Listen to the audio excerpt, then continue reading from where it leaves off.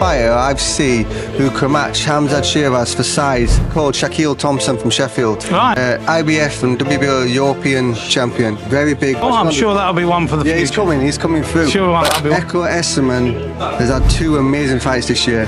Yeah. He's looking to get on that Riyadh season card. He's looking. Yeah, Echo Esserman.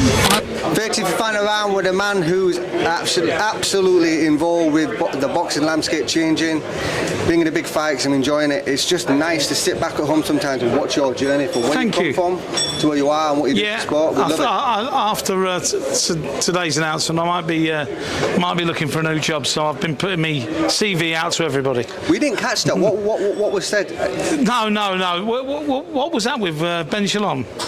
Yeah, something was happening up there, but I couldn't. No, it was just joking. Yeah.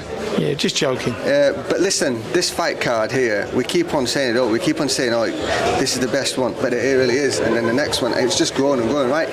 You must be excited being an active fighter with some of these things happening. 100%. I want to know, what's your favourite fight of the card? Do you know what? It's a tough one to answer, isn't it? I really like Joe against Daniel Dubois. We know what's going to happen with the Bivol fight. It's going to be an incredible fight 100%. with it's going to be a tough outcome. The fight I really like is Khamzat Shiraz against Adames, and I really like Ajit Kabayel against Zhilei Zhang. But I could go on. Every fight I want to see. There's only one other fighter I've seen who can match Khamzat Shiraz for size and height. Tommy Hearns. No, a guy called Shaquille Thompson from Sheffield. Right. He's on the way up. He's 10-0, IBF and WBO European champion. Very big, very full out. Big as Shaq. He's blasting everyone out. He's won. Well, I'm sure that'll be one for the future. Yeah, he's coming through. Sure, that'll be one for the future. But Khamzat, I think Khamzat will go on to win a world title, and he deserved it. Yeah, I mean, there's Janabek, but this is the star. This is the Star Is Born. Yeah. This is a Star Is Born job. Did you like that Daniel had a little bit more words to say? Yeah, Daniel's getting good at it, isn't it? Yeah, he's getting really good. He's a lovely fella, though. When he started dancing at the ringside events, that made me laugh. Yeah, he's just a really nice fella. End of the day, right? Fighters they have to sell the fighter all the stuff, but ultimately, it's never not personal, is it? Gonna get in there and do it anyway, right? So like you say, as a fighter myself, you don't really want to say too much. You don't want to give away too much. You don't want to, No. Like and when you're up there with your peers and with people who you're looking at going, I'm on the same card as him. Can't believe it. It's daunting, isn't it? Yeah.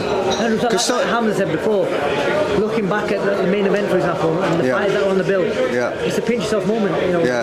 Yeah, and look, whoever's watching this, who's tuning in, this is undoubtedly the best card you will ever see. Yeah. And it's great that you got Oscar involved now as well. Yeah, Oscar's involved. Everybody's involved. Yeah. I'm just a minnow now, so. Nah, you're not. We love what you bring to sport. Thank you very much. We're not just being fighters. We're not just media guys. We understand what you're doing. We know the background. We know the journey. We know what it's took you to get up here. And it's funny how when you work hard, you get lucky. Sometimes you do. There's a lot of people who never got lucky and maybe should have. But when you're involved with people like Tyson Fury who back you all the way and is a world superstar, that says a lot to people, doesn't it? And Turki Al-Sheikh's backed me as well. Again, that says a lot, doesn't it? Do you think that it's just what I'm seeing from the background? You work hard, you put yourself in the right position, and then the better word than luck is fortunate. Would you say that's correct? Maybe fortunate, yeah. But you've got to remember, when we started this, you're getting up at 3 o'clock in the morning and 2 o'clock in the morning, and you're not getting to bed till late the next night, and then you get another phone call because when you're on the international stage, you're dealing with that many different time zones. I mean, I've got my friends here and Jay Pataya's manager, who I'm involved with Jay Pataya, so he rings me from Australia and it's 4 o'clock in the morning. Wow. Then I might get a phone call from Jared Miller's camp and saying, what fights are we looking at, Spence? That's 3:30 in the morning. Then somebody else will ring you from Thailand. He's 8 out, so you're never off the phone? No, you're never off the phone. You're constantly on the go. Yeah. You've got to try your best for everybody, Yeah. and sometimes you can't do everything that you're meant you're to only do. human. You're only human, and people don't realise the side of that. It's a very, very tough game, and if you're built for it and you can do it, great. You know, I've got to hold my hat off to Frank Warren, Eddie Hearn, Ben Shalom, Oop. It's a very emotional game. It's you get involved with your fighters, and I don't know how Frank's done it for so long. Eddie and his son George is just a revelation. You know, I think there's so much more that I love when you speak, because I think there's so much more you say that people don't know. There's a lot of things that go on behind the scenes. yeah, there is, and there's arguments, there's fights, there's one-upmanship, there's who's the flavour of the month, who's not the flavour of the month. You know, they're all looking. So if I'm looking at you, I want your fighter to get beaten so I can step into that place. So it's a very tough, rough, competitive, I'd say nasty game in some circumstances. And that's the way boxing is. But we love it. It's a great sport, and you know, it's the only game in the world you can walk in and get an entrance like you've got an entrance, like we have, like you know, like I have, you know, and long may it rain and long may it exist, and this is really good for boxing. What comes across for you is passion. You're I'm very really passionate, but maybe that's maybe in boxing that's not a good trait to have. You've got a special lady behind you, don't you? Yeah. You have to, right? Yeah. My lady's on the camera, she follows me everywhere. Yeah, well, there you go. So, and they've got to put up with what you've got to do. You know, when you're getting up and you're rolling home and say, I've got to go and speak to this person. But it's 3 o'clock, and when you have to do all that, and you have to make personal sacrifices, you have to be on a plane. You know, Eddie Hearn's on a plane constantly. George Warren is. I speak to George, and he's just taking his kids to school, or he's picking them up, or he's taking his kids to a rugby game or a football game. George is like I say, Reverend. You know, Ben Shalom is a young man who's invested himself into this really heavily, and it's a big strain on him for a young boy. It's a lot of hard work, but fair play to him. Yeah, You know the passion you talk about. Would you say that makes your job harder or easier, though? That's the question. For me, a lot harder. Yeah? Because I get very involved with the fighters, like emotionally. very emotionally, and you know, there's a guy there, Mick. He runs Tasman Fighters. He's very similar to me. He'll give you the shirt off his back, and if a guy said to me, "Listen, I need so and so to do that," I'd say, "Right, I'll be there for you.